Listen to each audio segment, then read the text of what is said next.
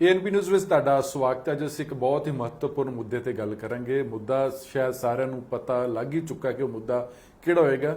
ਫਿਲਹਾਲ ਹੀ ਜਦ ਜੋਧਿਆ ਦਾ ਉਦਘਾਟਨ ਕੀਤਾ ਗਿਆ ਤੇ ਉੱਥੇ ਦੋ ਗੱਲਾਂ ਉੱਭਰ ਕੇ ਆਈਆਂ ਨੇ, ਗੱਲਾਂ ਪੇਸ਼ ਕੀਤੀਆਂ ਗਈਆਂ ਨੇ। ਇੱਕ ਤੇ ਦੇਸ਼ ਦੇ ਪ੍ਰਧਾਨ ਮੰਤਰੀ ਸ਼੍ਰੀ ਨਰਿੰਦਰ ਮੋਦੀ ਵੱਲੋਂ ਕਿਹਾ ਗਿਆ ਕਿ ਜਦ ਉਹਨਾਂ ਨੇ ਭਗਵਾਨ ਰਾਮ ਦੀ ਗਾਥਾ ਗਾ ਰਹੇ ਸੀ ਤੇ ਉਹਨਾਂ ਬਾਰੇ ਜ਼ਿਕਰ ਕਰਦੇ ਕਰਦੇ ਇੱਥੋਂ ਤੱਕ ਕਹਿ ਦਿੱਤਾ ਕਿ ਦਸਮ ਪਾਤਸ਼ਾਹ ਸਾਹਿਬ ਸ਼੍ਰੀ ਗੁਰੂ ਗੋਬਿੰਦ ਸਿੰਘ ਜੀ ਨੇ ਵੀ ਗੋਬਿੰਦ ਰਾਮਾਇਣ ਲਿਖੀ ਸੀ।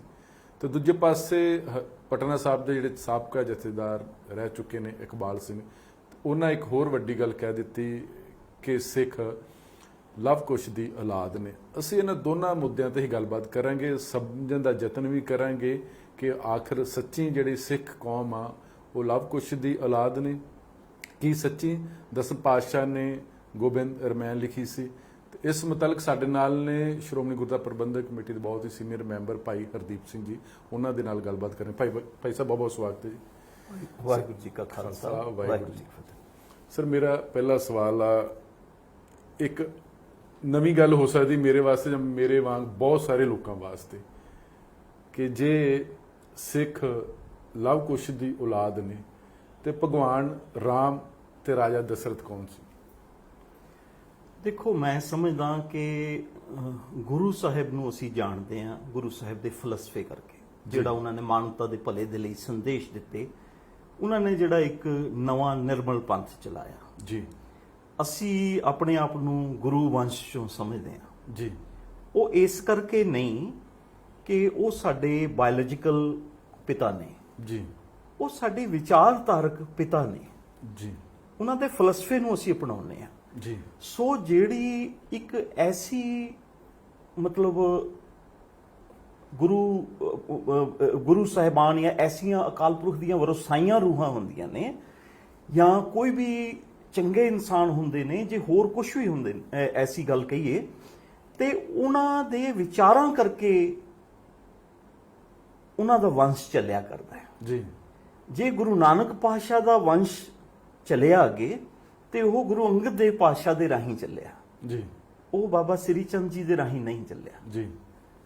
ਸੋ ਇਸ ਕਰਕੇ ਸ਼੍ਰੀ ਰਾਮਚੰਦਰ ਜੀ ਦੇ ਪੂਰਵਜ ਕੌਣ ਸਨ, ਉਹਨਾਂ ਦਾ ਕੀ ਪਿਛੋਕੜ, ਇਹ ਸੰਸਾਰਕ ਤੌਰ ਤੇ ਮਨੂ ਸਮ੍ਰਿਤੀ ਦੇ ਅਨੁਸਾਰੀ ਬਣਾਏ ਹੋਏ ਇਹ ਜਿਹੜੇ ਵਰਨ ਵੰਡ ਹੈਗੀ ਹੈ ਉਹਦੇ ਮੁਤਾਬਿਕ ਕੀ ਸੀ, ਇਹ ਸਾਡੇ ਲਈ ਮਾਇਨੇ ਨਹੀਂ ਰੱਖਦਾ। ਜੀ। ਜੋ ਜੋ ਵੀ ਨੇ ਜਿਨ੍ਹਾਂ ਦੇ ਲਈ ਗੁਰੂ ਸ਼੍ਰੀ ਰਾਮਚੰਦਰ ਜੀ ਉਹਨਾਂ ਦੇ ਜੋ ਹਨ ਰਹਿਬਰ ਹਨ, ਤੇ ਉਹਨਾਂ ਲਈ ਉਹ ਮੁਬਾਰਕ ਹੈ, ਉਹ ਉਸ ਦਾ ਪਿਛੋਕੜ ਵੇਖਣ, ਉਸ ਦੇ ਲਈ ਮੈਨੂੰ ਜ਼ਰੂਰਤ ਨਹੀਂ ਬਹੁਤੀ ਲੱਗਦੀ। ਪਰ ਮੈਨੂੰ ਲੱਗਦਾ ਕਿ ਤੁਹਾਡਾ ਵੰਸ਼ ਵੱਡ ਵਡੇਰਿਆਂ ਤੋਂ ਪਤਾ ਲੱਗਦਾ ਕਿ ਤੁਸੀਂ ਕਿਸ ਵੰਸ਼ ਤੋਂ। ਤੁਸੀਂ ਭਗਵਾਨ ਰਾਮ ਦਾ ਜਨਮ ਦਿਨ ਦੇ ਉੱਤੇ ਜਿਹੜਾ ਅਯੋਧਿਆ ਦੀ ਗੱਲ ਕਰਦੇ, ਪਰ ਉੱਥੇ ਗੱਲ ਹੁੰਦੀ ਕਿ ਲਵ ਕੁਸ਼ ਦੀ ਔਲਾਦ। ਜੇ ਲਵ ਕੁਸ਼ ਦੀ ਸਿੱਖ ਔਲਾਦ ਨੇ, ਇਟ ਮੀਨ ਕਿ ਫਿਰ ਜਿਹੜੇ ਲਵ ਕੁਸ਼ ਨੇ ਉਹਦੇ ਭਗਵਾਨ ਰਾਮ ਦੀ ਔਲਾਦ ਨਹੀਂ, ਮੈਂ ਫਿਰ ਉਹੀ ਗੱਲ ਕਰਦਾ ਕਿ ਪਹਿਲੀ ਚੀਜ਼ ਤਾਂ ਇਹ ਹੈ ਕਿ ਜੋ ਪਟਨਾ ਵਾਲੇ ਇਕਬਾਲ ਸਿੰਘ ਹੋਰਾਂ ਨੇ ਗੱਲ ਕਹੀ ਹੈ ਜੀ, ਉਹ ਕੋਈ ਨਵੀਂ ਨਹੀਂ ਹੈ। ਇਹ ਪਹਿਲਾਂ ਵੀ ਬੜੇ ਲੋਕ ਕਹਿੰਦੇ ਆਏ ਨੇ ਜੀ। ਮੈਂ ਐਗਜ਼ਾਮਪਲ ਦੇ ਤੌਰ ਤੇ ਕਹਾਂ ਕਿ ਇੱਕ ਪਹਿਲੇ ਦਰਬਾਰ ਸਾਹਿਬ ਦੇ ਹੈੱਡ ਗ੍ਰੰਥੀ ਔਰ ਸ਼ਾਇਦ ਹੈੱਡ ਮਿਨਿਸਟਰ ਦੇ ਤੌਰ ਤੇ ਜਥੇਦਾਰ ਦੇ ਨਾਤੇ ਵੀ ਗਿਆਨੀ ਪੂਰਨ ਸਿੰਘ ਜੀ, ਉਹਨਾਂ ਨੇ ਵੀ ਬਹੁਤ ਸਾਲ ਪਹਿਲਾਂ ਕਿਹਾ ਸੀ ਕਿ ਲਵ ਕੁਸ਼ ਦੀ ਔਲਾਦ ਨੇ। ਜੀ। ਫਿਰ ਜੇ ਇਹੋ ਜੀਆਂ ਸਿੱਖਾਂ ਵਿਚਲੀਆਂ ਜਿਹੜੀਆਂ ਬਹੁਤ ਸਾਰੀਆਂ ਸੰਸਥਾਵਾਂ ਹਨ, ਉਹਨਾਂ ਦੀਆਂ ਲਿਖਤਾਂ ਵੀ ਕਹਿੰਦੀਆਂ ਨੇ ਕਿ ਰਾਮਚੰਦਰ ਜੀ ਦੇ ਇਸ ਵੰਸ਼ ਚੋਂ ਇਸ ਤਰੀਕੇ ਸੀ, ਉਸ ਦਾ ਜਵਾਬ ਇੱਕੋ ਹੀ ਹੈ ਕਿ ਇਹ ਪਹਿਲੀ ਚੀਜ਼ ਤਾਂ ਇਹ ਹੈ ਕਿ ਕੋਈ ਨਵੀਂ ਕੰਟਰੋਵਰਸੀ ਨਹੀਂ ਹੈ। ਇਹ ਪੁਰਾਣੀ ਗੱਲ ਨੂੰ ਰਿਪੀਟ ਕੀਤਾ ਗਿਆ। ਸਾਡੇ ਜਿਹੜੇ ਪਰਦੇ ਪਏ ਹੋਏ ਨੇ ਅੱਖਾਂ ਦੇ ਅੱਗੇ, ਸੋਚ ਦੇ ਅੱਗੇ, ਉਹਨਾਂ ਨੂੰ ਇੱਕ ਵਾਰ ਫਿਰ ਹਟਾਇਆ ਗਿਆ। ਉਸ ਦੇ ਪਿੱਛੇ ਪਰਪਸ ਇੱਕ ਉਹਨਾਂ ਦਾ ਖਾਸ ਆ ਕਿ ਤੁਹਾਡੀਆਂ ਚੀਜ਼ਾਂ ਨੂੰ ਇੰਟਰਮਿੰਗਲ ਕਰਕੇ ਤੁਹਾਡੀਆਂ ਚੀਜ਼ਾਂ ਨੂੰ ਜਿਹੜਾ ਹੈਗਾ ਗੰਧਲਾ ਕੀਤਾ ਜਾਵੇ, ਤੁਹਾਡੀ ਵਿਚਾਰ ਨੂੰ ਅਸਲ ਤੌਰ ਤੇ ਤੁਹਾਡੇ ਫਲਸਫੇ ਨੂੰ ਕਿਸੇ ਤਰੀਕੇ ਨਾਲ ਡਿਲੂਟ ਕੀਤਾ ਜਾਵੇ। ਸਾਨੂੰ ਗੱਲ ਇਹੋ ਹੈ ਕਿ ਕੀ ਵੰਸ਼ ਹੈ, ਕੌਣ ਕੀ ਕਹਿੰਦਾ ਹੈ, ਇਸ ਦੇ ਉੱਤੇ ਰਿਐਕਟ ਕਰਨਾ ਜਾਂ ਓਵਰ ਰਿਐਕਟ ਕਰਨਾ ਮੈਂ ਇਹਨੂੰ ਬਹੁਤਾ ਮੀਨਿੰਗਫੁਲ ਨਹੀਂ ਸਮਝਦਾ। ਸਾਨੂੰ ਚੇਤਨ ਹੋਣ ਤੇ ਚੇਤਨ ਕਰਨ ਦੀ ਗੱਲ ਜੋ ਕਰਨੀ ਚਾਹੀਦੀ ਹੈ ਉਹ ਇਹ ਹੈ ਕਿ ਗੁਰੂ ਨਾਨਕ ਪਾਤਸ਼ਾਹ ਉਹ ਕਿਹੜੇ, ਹੁਣ ਉਹਨਾਂ ਦੇ ਪਿਤਾ ਜੀ ਮਹਿਤਾ ਕਾਲੂ ਜੀ, ਉਹ ਮਹੱਤਤਾ ਥੋੜੀ ਹੈ ਕੋਈ ਸਿੱਖੀ ਦੇ ਵਿੱਚ ਜੀ, ਉਹ ਉਹਨਾਂ ਦੇ ਬਾਇਓਲੋਜੀਕਲ ਫਾਦਰ ਹੈਗੇ ਨੇ ਜੀ, ਇਤਨੀ ਇੰਪੋਰਟੈਂਸ ਹੈ ਬਸ ਗੱਲੀ। ਪਿਛੋਕੜ ਹੋਰ ਕੀ ਹੈ ਕਿ ਕਿਹੜਾ ਵੰਸ਼ ਹੈ, ਅਸੀਂ ਤਾਂ ਇਸ ਰਾਹ ਹੀ ਨਹੀਂ ਪੈਂਦੇ। ਸਿੱਖ ਦਾ ਤੇ ਜਿੱਦਾਂ ਜੇ ਕਹੀਏ ਜਨਮ ਇਹ ਹੁੰਦਾ ਹੈ ਜਦੋਂ ਉਹ ਜੇ ਸਪੋਜ਼ ਪਹੁਲ ਸਕਦਾ ਹੈ, ਪਹੁਲ ਸਕਦੇ ਹਾਂ ਕਿ ਅੱਜ ਤੋਂ ਤੇਰਾ ਪਿਤਾ ਗੁਰੂ ਗੋਬਿੰਦ ਸਿੰਘ, ਅੱਜ ਤੋਂ ਤੇਰੀ ਮਾਤਾ ਸਾਹਿਬ ਕੌਰ, ਆਨੰਦਪੁਰ ਦਾ ਤੂੰ ਵਾਸੀ। ਇਹ ਇੱਕ ਸੋਚ ਆ, ਉਹ ਕੋ ਵਾਸੀ ਉੱਥੇ ਦਾ ਨਹੀਂ ਬਣ ਜਾਂਦਾ। ਵਿਚਾਰਧਾਰਕ ਤੌਰ ਤੇ ਇਸ ਤਰੀਕੇ ਦੀ ਸੋਚ ਨੂੰ ਅਪਣਾਇਆ ਜਾਂਦਾ ਹੁੰਦਾ ਹੈ। ਔਰ ਗੁਰੂ ਪਾਤਸ਼ਾਹ ਨੇ ਜਿਹੜੀ ਸੋਚ ਦਿੱਤੀ ਉਸ ਨੂੰ ਅਸੀਂ ਤੁਰਕੀ ਬਾਣੀ ਸਮਝਦੇ ਹਾਂ ਕਿ ਉਹਨਾਂ ਨੂੰ ਐਨਲਾਈਟਨਮੈਂਟ ਜਿਹੜੀ ਹੈ ਉਹ ਅਕਾਲ ਪੁਰਖ ਵੱਲੋਂ ਹੋਈ। ਵੈਸੇ ਮੈਂ ਨਾ ਔਰ ਉਸ ਐਨਲਾਈਟਨਮੈਂਟ ਦੇ ਬੇਸਿਸ ਦੇ ਉੱਤੇ ਉਹਨਾਂ ਨੇ ਅੱਗੇ ਗੱਲ ਜਿਹੜੀ ਕੀਤੀ ਉਸ ਨੂੰ ਅਸੀਂ ਫੋਲੋ ਕਰਨ ਵਾਲੇ ਹੈਗੇ ਹਾਂ। ਸਾਡਾ ਤਦ ਕਰਕੇ ਗੁਰੂ ਨਾਨਕ ਪਾਤਸ਼ਾਹ ਦੇ ਰਾਹੀਂ ਗੁਰੂ ਅੰਗਦ ਦੇਵ ਜੀ ਦੇ ਥਰੂ ਜਿਹੜਾ ਹੈਗਾ ਉਹ ਵੰਸ਼ ਚੱਲਦਾ ਸਕਦਾ। ਨਹੀਂ, ਮੈਂ ਵਾਰ-ਵਾਰ ਇਸ ਗੱਲ ਤੇ ਆ ਰਿਹਾ। ਮੇਰਾ ਸਵਾਲ ਬੜਾ ਬਚਕਾਨਾ ਜਿਹਾ ਲੱਗਦਾ ਹੈ ਕਿ ਵਾਰ-ਵਾਰ ਇਸ ਤੇ ਕਿਉਂ ਕਰ ਰਿਹਾ, ਤੇ ਮੈਂ ਲੋਕਾਂ ਨੂੰ ਵੀ ਪੁੱਛਿਆ ਹੈਗਾ ਕਿ ਮੰਨ ਲਿਆ ਅਸੀਂ ਲਵ ਕੁਸ਼ ਦੀ ਲਾਦ ਹੈ। ਲਵ ਕੁਸ਼ ਕਿਹਦੀ ਲਾਦ ਹੈ? ਰਾਮ ਦੀ, ਭਗਵਾਨ ਦੀ। ਭਗਵਾਨ ਰਾਮ ਕਿਹਦੀ ਲਾਦ ਨੇ? ਰਾਜਾ ਦਸ਼ਰਥ ਦੀ। ਮਤਲਬ ਇਹ ਫਿਰ ਰਾਜਾ ਦਸ਼ਰਥ ਦੇ ਵੰਸ਼ ਤੋਂ ਹੀ ਚੱਲਦੇ ਆ ਰਹੇ ਜਾਂ ਉਹਨਾਂ ਦੇ ਪਿੱਛੋਂ ਚੱਲਦੇ ਆ ਰਹੇਗੇ ਕਿ ਜੇ ਲਵ ਕੁਸ਼ ਦਾ ਵੰਸ਼ ਹੋਰ ਹੈ ਤੇ ਭਗਵਾਨ ਰਾਮ ਦਾ ਵੰਸ਼ ਹੋਰ ਹੈ? ਮੈਂ ਪਰਪਸ ਤੇ ਦੇਖੋ ਉਹਨਾਂ ਦਾ, ਮੈਂ ਫਿਰ ਕੀ ਕਹਿ ਰਿਹਾ ਕਿ ਜਿਹੜੀ ਇਹੋ ਜੀਆਂ ਗੱਲਾਂ ਕਰਨ ਵਾਲਿਆਂ ਦਾ ਪਰਪਸ ਹੈਗਾ ਉਹ ਤੁਹਾਨੂੰ ਜਿਹੜਾ ਹੈਗਾ ਹੈ ਕਿ ਕਿਸੇ ਤਰੀਕੇ ਨਾਲ ਤੁਹਾਡੇ ਪਿਛੋਕੜ ਨੂੰ, ਫਲਸਫੇ ਨੂੰ ਡੈਮੇਜ ਕਰਨਾ ਹੈ, ਡਿਲੂਟ ਕਰਨਾ ਹੈ। ਇੱਥੇ ਹੋਰ ਵੰਸ਼ਾਂ ਦਾ ਉਹਨਾਂ ਨੇ ਕੁਝ ਨਹੀਂ ਲੈਣਾ। ਨਹੀਂ, ਪਰ ਪਿਓ ਪੁੱਤ ਦਾ ਵੰਸ਼ ਵੱਖਰਾ ਨਹੀਂ ਹੋ ਸਕਦਾ। ਉਹ ਬਾਇਓਲੋਜੀਕਲ ਹੋ ਗਿਆ ਨਾ, ਉਹ ਬਾਇਓਲੋਜੀਕਲ ਕਿਸੇ ਦਾ ਕੋਈ ਵੀ ਹੋਵੇ ਉਹ ਬੇਮਾਇਨੇ ਹੈ ਜੀ। ਪਰਪਸ ਇੱਥੇ ਇਕੱਲਾ ਇਹ ਨਹੀਂ ਹੈ ਕਿ ਉਹ ਲਵ ਕੁਸ਼ ਦੀ ਔਲਾਦ ਨੇ ਜਾਂ ਨਹੀਂ ਨੇ। ਮੈਂ ਕਹਾਂ ਕਿ ਇਹੋ ਗੱਲ ਜਿਹੜੀ ਅੱਜ ਇਕਬਾਲ ਸਿੰਘ ਦੇ ਮੂੰਹੋਂ ਆਈ ਹੈ, ਇਹੋ ਅੱਧੇ ਸਿੱਖ ਉਸੇ ਵਿਚਾਰਧਾਰਾ ਨੂੰ ਲੈ ਕੇ ਚੱਲੇ ਹੋਏ ਨੇ।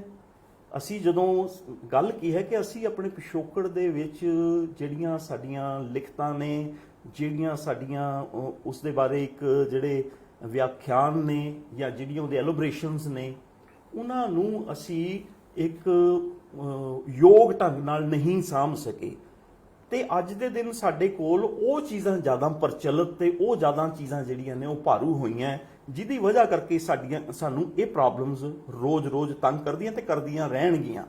ਇਹ ਕਹਿੰਦੇ ਕਿ ਮੰਨਿਆ ਕਿ ਪਰੰਪਰਾ ਅਨੁਸਾਰ ਜਿਹੜੇ ਸੋਢੀ ਵੰਸ਼ ਉਹ ਲਵ ਚੁਣੇ ਤੇ ਬੇਦੀ ਕੁਸ਼ ਵੰਸ਼ ਚੁਣੇ, ਪਰ ਕਹਿੰਦੇ ਕਿ ਜਿਹੜਾ ਸਿੱਖ ਧਰਮ ਦਾ ਫਲਸਫਾ, ਬੁਨਿਆਦੀ ਸਿਧਾਂਤ, ਸੰਕਲਪ, ਆਦਰਸ਼ ਇਹ ਕਿਸੇ ਖਾਸ ਕੌਮ, ਖਿੱਤੇ, ਦੇਸ਼, ਜਾਤੀ, ਮਜ਼ਹਬ ਜਾਂ ਕੁਲ ਲਈ ਜਿਹੜਾ ਰਾਖਵਾ ਨਹੀਂ ਆ, ਇਹ ਸਗੋਂ ਸਾਰੇ ਜਗਤ ਦੇ ਉਦਾਰ ਲਈ ਆ। ਬਿਲਕੁਲ ਬਿਲਕੁਲ, ਇਹ ਬਹੁਤ ਯੋਗ ਗੱਲ ਹੈ। ਇਹੋ ਹੀ ਗੱਲ ਮੈਂ ਕਹਿ ਰਿਹਾ ਹਾਂ ਕਿ ਗੁਰੂ ਨਾਨਕ ਪਾਤਸ਼ਾਹ ਨੇ ਜਿਹੜਾ ਫਲਸਫਾ ਦਿੱਤਾ ਹੈ, ਜਿਹੜੇ ਉਹਨਾਂ ਨੇ ਸਿਧਾਂਤ ਦਿੱਤੇ ਨੇ, ਉਹ ਨਾ ਤੇ ਕਿਸੇ ਵੰਸ਼ ਤੋਂ ਲਿੱਤੇ ਨੇ, ਨਾ ਕਿਸੇ ਕੁਲ ਤੋਂ ਲਿੱਤੇ ਨੇ ਤੇ ਨਾ ਕਿਸੇ ਵਿਸ਼ੇਸ਼ ਕੁਲ ਨੂੰ ਦਿੱਤੇ ਨੇ। ਪਰ ਦੂਜੇ ਬੰਨੇ ਜੇ ਦੇਖੀਏ, ਸਾਡੇ ਆਪਣੀ ਹਲੇ ਵੀ ਕੁਲਾਂ ਵਾਲੇ ਜਿਹੜੇ ਹੈਗੇ ਨੇ ਉਹ ਆਪਣੇ ਨੂੰ ਸੁਪਰੀਮ ਮੰਨਦੇ ਆ ਰਹੇ ਨੇ ਕਿ ਅਸੀਂ ਇੱਕ ਬਾਇਓਲੋਜੀਕਲ ਲਾਈਨ ਦੇ ਵਿੱਚੋਂ ਜੇ ਚੱਲੇ ਆਉਂਦੇ ਪਏ ਆ ਤੇ ਉਹ ਸ਼ਾਇਦ ਉਹ ਕੋਈ ਖਾਸ ਨਹੀਂ। ਗੁਰੂ ਨਾਨਕ ਪਾਤਸ਼ਾਹ ਦਾ ਵੰਸ਼ ਜਿਹੜਾ ਅੱਗੇ ਚੱਲਿਆ ਹੋਇਆ ਉਹ ਗੁਰੂ ਅੰਗਦ ਦੇਵ ਜੀ ਦੇ ਰਾਹੀਂ ਹੁੰਦਿਆਂ ਹੋਇਆਂ ਅੱਗੇ ਆਇਆ ਹੋਇਆ। ਸੋ ਇਹ ਹੈ ਬੁਨਿਆਦੀ ਗੱਲ। ਔਰ ਗੁਰੂ ਨਾਨਕ ਪਾਤਸ਼ਾਹ ਦਾ ਜਿਹੜਾ ਫਲਸਫਾ ਹੈ ਉਹ ਕਿਸੇ ਇੱਕ ਵੰਸ਼ ਕੁਲ ਵਾਸਤੇ ਨਹੀਂ ਹੈ, ਉਹ ਇੱਕ ਜਾਤ ਵਾਸਤੇ ਨਹੀਂ ਹੈ, ਉਹ ਇੱਕ ਵਿਸ਼ੇਸ਼ ਸੁਸਾਇਟੀ ਵਾਸਤੇ, ਸਿੱਖ ਸਮੁਦਾਇ ਲਈ ਨਹੀਂ ਹੈਗਾ, ਸਿੱਖ ਕਮਿਊਨਿਟੀ ਦੇ ਲਈ ਨਹੀਂ ਹੈਗਾ, ਉਹ ਸਮੁੱਚੀ ਮਾਨਵਤਾ ਦੇ ਲਈ ਹੈ। ਐਡੀ ਵੱਡੀ ਗੱਲ ਨੂੰ ਇੰਨਾ ਛੋਟਾ ਕੀਤਾ ਜਾਣਾ, ਇਹਦੇ ਪਿੱਛੇ ਜਿਹੜੇ ਮਾਇਨੇ ਉਹ ਬਿਲਕੁਲ ਵੱਖਰੇ ਨੇ। ਉਹ ਗੱਲ ਇਹੋ ਹੈ ਕਿ ਉਹ ਬੇਦੀਆਂ ਦੇ ਕੁਲ ਦੇ ਵਿੱਚੋਂ ਉਹੀ ਸੋਢੀਆਂ ਦੀ ਗੱਲ, ਉਹੀ ਭੱਲਿਆਂ ਦੀ ਗੱਲ ਉੱਥੇ ਤੀਕ ਜੋੜ ਕੇ ਇੱਕ ਵਿਸ਼ੇਸ਼ ਥਾਂ ਦੇ ਉੱਤੇ ਬੰਨ੍ਹ ਕੇ ਤੇ ਅਲਟੀਮੇਟਲੀ ਇਹ ਪਰਪਸ ਹੈਗਾ ਕਿ ਜਿਹੜੀ ਗੁਰੂ ਨਾਨਕ ਪਾਤਸ਼ਾਹ ਦੀ ਵਿਚਾਰਧਾਰਾ ਹੈ ਉਸ ਨੂੰ ਕਿਸੇ ਤਰੀਕੇ ਨਾਲ ਕਮਜ਼ੋਰ ਕੀਤਾ ਜਾਵੇ, ਉਹਨੂੰ ਕਿਸੇ ਤਰੀਕੇ ਨਾਲ ਹਥਿਆਇਆ ਜਾਵੇ, ਉਸ ਦੇ ਵਿੱਚ ਜਿਹੜੇ ਵਿਰੋਧਾਭਾਸ ਹੈਗੇ ਨੇ ਉਹਨਾਂ ਨੂੰ ਖਤਮ ਕੀਤਾ ਜਾਵੇ। ਇਹ ਪਰਪਸ ਹੈ ਇਹਦੇ ਪਿੱਛੇ ਮੈਂ ਮਹਿਸੂਸ। ਉਹ ਤੇ ਹੈ ਹੀ ਭਾਈ ਸਾਹਿਬ, ਜੋ ਵੰਸ਼ ਦੀ ਗੱਲ ਕਰਦੇ ਤੇ ਫਿਰ ਬਾਬਾ ਨਾਨਕ ਨੂੰ ਆਪਣੇ ਮੁੰਡੇ ਛੱਡ ਕੇ ਤੇ ਭਾਈ ਲਹਿਣਾ ਸਿੰਘ ਨੂੰ ਕਿਉਂ ਗੱਦੀ ਦੇਣ ਦੀ ਜ਼ਰੂਰਤ ਪੈ ਗਈ? ਹਾਂ, ਇਹੋ ਹੀ ਤੁਸੀਂ, ਮੈਂ ਵੀ ਇਹੋ ਗੱਲ ਕਹਿ ਰਿਹਾ ਹਾਂ, ਤੁਸੀਂ ਉਸ ਨੂੰ ਹੁਣ ਰਿਪੀਟ ਕਰ ਰਹੇ ਹੋ ਕਿ ਲਾਈਕ ਗੁਰੂ ਸਾਹਿਬ ਨੂੰ ਅਗਰ ਹੈਗਾ, ਗੁਰੂ ਸਾਹਿਬ ਦੀ ਕੋਲ ਵੰਸ਼ ਜਿਹੜੀ ਹੈ ਉਹ ਬਾਬਾ ਸ੍ਰੀ ਚੰਦ ਰਾਹੀਂ ਨਹੀਂ ਆਉਂਦੀ ਹੈ ਜੀ ਜੀ, ਜਦ ਕਿ ਐਸੀਆਂ ਵੀ ਕੋਸ਼ਿਸ਼ਾਂ ਹੋਈਆਂ ਨੇ ਸਾਡੇ ਸਿੱਖ ਸਮਾਜ ਵਿੱਚ ਬੈਠੇ ਲੋਕਾਂ ਵੱਲੋਂ। ਇੱਕ ਬੁੱਕ ਮੈਂ ਬਹੁਤ ਸਾਲ ਪਹਿਲਾਂ ਪੜ੍ਹੀ ਸੀ, ਉਹ ਸੀ, ਉਸਦਾ ਟਾਈਟਲ ਹੀ ਜਿਹੜਾ ਸਭ ਕੁਝ ਬੋਲਦਾ ਹੈ ਜੀ, ਉਹਦੇ ਵਿੱਚ ਕੀਤਾ ਕਿ ਬਾਬਾ ਸ੍ਰੀ ਚੰਦ ਦਾ true follower and loving son of Guru Nanak ji. If he was the true son of Guru Nanak, then Baba ਆਪਣਾ ਭਾਈ ਲਹਿਣਾ ਜੀ ਦੇ ਰੂਪ ਵਿੱਚ ਗੁਰੂ ਅੰਗਦ ਦੇਵ ਪਾਤਸ਼ਾਹ ਕੌਣ ਨੇ? ਸੋ ਗੱਲ ਇਸ ਤਰੀਕੇ ਦੀਆਂ ਡੂੰਘੀਆਂ ਸੱਟਾਂ ਦੀ ਹੈ, ਇਹਦੇ ਪਿੱਛੇ ਇਕੱਲੀ ਇੱਕ ਸਹਿਜ ਗੱਲ ਨਹੀਂ ਹੈ। ਸ਼੍ਰੀ ਨਰਿੰਦਰ ਮੋਦੀ ਇਹ ਬਹੁਤ ਸੋਹਣਾ ਭਾਸ਼ਣ ਦਿੰਦੇ ਨੇ, ਗੱਲਾਂ ਨੂੰ ਚੇਤੇ ਰੱਖਣ ਦੀ ਵੀ ਗੱਲ ਹੈ, ਲੇਕਿਨ ਉਹਨਾਂ ਨੂੰ ਇਹ ਵੀ ਪਤਾ ਹੈ ਉਹਨਾਂ ਦੇ ਪਿੱਛੇ ਦੀ ਵਿਚਾਰਧਾਰਾ ਜਿਹੜੀ ਹੈਗੀ ਹੈ, ਪਿੱਛੇ ਬੈਠਾ ਥਿੰਕ ਟੈਂਕ ਹੈ, ਜਿਹੜੇ ਲੋਕਾਂ ਨੇ ਨਾਗਪੁਰ ਵਾਲੇ ਜਿਨ੍ਹਾਂ ਨੂੰ ਅਕਸਰ ਲੋਕ ਦੀ ਗੱਲ ਕਹੀਏ, ਤੇ ਉਹ ਸਿਆਣੇ ਇੰਨੇ ਨੇ ਕਿ ਉਹਨਾਂ ਨੂੰ ਪਤਾ ਹੈ ਕਿ ਕਦੋਂ ਕਿਹੜੀ ਗੱਲ ਕਰਨੀ ਹੈ, ਔਰ ਜਿਹੜੀ ਗੱਲ ਕਰਨੀ ਹੈ ਉਸ ਦੀ ਕਾਟ ਨਾ ਹੋਵੇ, ਇਹ ਵੀ ਉਹਨਾਂ ਨੂੰ ਪਤਾ ਹੈ।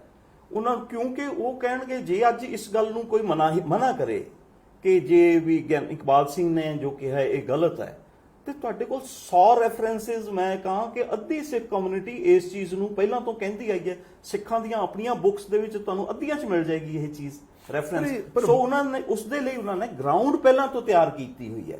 ਇਸੇ ਤਰੀਕੇ ਜਿਹੜੀ ਦੂਸਰੀ ਗੱਲ ਜਿਹੜੀ ਨਰਿੰਦਰ ਮੋਦੀ ਨੇ ਕਹੀ ਉਹ ਇਹ ਹੈਗੀ ਹੈ ਕਿ ਵੀ ਗੋਬਿੰਦ ਰਾਮਾਇਣ ਜੀ ਜੀ, ਉਹ ਗੋਬਿੰਦ ਰਾਮਾਇਣ ਨਾਂ ਦੀ ਪੁਸਤਕ ਐਜ਼ ਸੱਚ ਨਹੀਂ ਮਿਲਦੀ, ਬਟ ਇਸ ਦੇ ਬਾਵਜੂਦ ਮੈਂ ਕਹਾਂ ਬੜੀਆਂ ਸਾਰੀਆਂ ਰੈਫਰੈਂਸਿਸ ਐਸੀਆਂ ਨੇ, ਜਾਂ ਆਮ ਸਿੱਖ ਜਿਹੜੇ ਜਿਸ ਚੀਜ਼ ਨੂੰ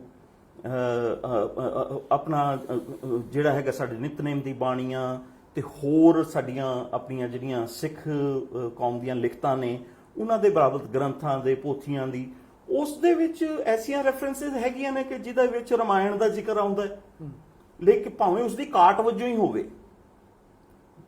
ਇਸ ਨੂੰ ਤਾਂ ਬਾਅਦ ਵਿੱਚ ਕੋਈ ਸਮਝੇਗਾ। ਫਿਰ ਤੀਸਰੀ ਗੱਲ ਜਿਹੜੀ ਮੈਂ ਕਹਾਂ ਕਿ ਐਸੀਆਂ ਪਹਿਲਾਂ ਤੋਂ ਬੁੱਕਸ ਲਿਖਾਈਆਂ ਗਈਆਂ। ਮੈਨੂੰ ਬਲਜੀਤ ਕੌਰ ਤੁਲਸੀ ਦੀ ਬੁੱਕ ਹੈਗੀ ਆ, ਭਾਸ਼ਾ ਵਿਭਾਗ ਪਟਿਆਲਾ ਨੇ ਛਾਪੀ ਹੋਈ ਹੈ ਜੀ ਜੀ, ਉਹਦਾ ਵੀ ਟਾਈਟਲ ਇਹੋ ਹੈਗਾ ਆਪਣਾ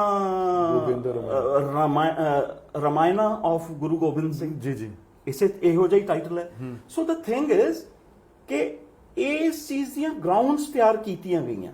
ਉਹ ਜਿੱਦਾਂ ਹੁਣ ਜੇ ਬਚਿੱਤਰ ਨਾਟਕ ਦੀ ਗੱਲ ਜਦੋਂ ਕਰਦੇ ਆ ਤੇ ਉਹਦੇ ਵਿੱਚ ਜਿਹੜਾ ਹੈਗਾ ਜਿੱਥੇ 24 ਅਵਤਾਰ ਦੇ ਵਿੱਚ ਉਹਦੇ ਚ ਜਿਹੜਾ ਹੈਗਾ ਜ਼ਿਕਰ ਆਉਣਾ ਜਦੋਂ ਰਾਮ ਕਥਾ ਦਾ, ਤੇ ਉਹਦੇ ਵਿੱਚ ਜਿਹੜੀ ਕੋਈ ਰੈਫਰੈਂਸ ਆਈ ਜੇ ਉਸ ਦਾ ਕੋਈ ਜ਼ਿਕਰ ਹੈ ਉਸ ਨੂੰ ਲੈ ਕੇ ਜ਼ਿਕਰ ਤੁਹਾਨੂੰ ਲਗਾਤਾਰ ਚੱਲਦਾ ਰਹੇਗਾ। ਜਿਸ ਅਕਸਰ ਕਿਹਾ ਜਾਂਦਾ ਕਿ ਆਰਐਸ ਨੇ ਹਮੇਸ਼ਾ ਸਿੱਖ ਕੌਮ 'ਚ ਬੜੀ ਘੁਸਪੈਠ ਕੀਤੀ ਹੈ। ਇਹ ਗੱਲ 2020 ਦੀ ਨਹੀਂ ਹੈ, ਇਹ ਸ਼ਾਇਦ ਜਦੋਂ ਦਸਮ ਪਾਤਸ਼ਾਹ ਦੇ ਵੇਲੇ ਤੋਂ ਸ਼ੁਰੂ ਹੋ ਗਈ ਜਾਂ ਬਾਬੇ ਨਾਨਕ ਦੇ ਵੇਲੇ ਤੋਂ ਸ਼ੁਰੂ ਹੋ ਗਈ। ਦੇਖੋ ਇੱਥੇ ਕੀ ਹੈ ਕਿ ਇੱਕ ਸੰਸਥਾ ਨਹੀਂ ਆ ਗਈ, ਇੱਕ ਵਿਚਾਰਧਾਰਾ, ਇੱਕ ਸੋਚ ਹੈ। ਇਹ ਤੇ ਹਲੇ ਕੱਲ ਪੈਦਾ ਹੋਈ ਹੈ ਸੋਚ।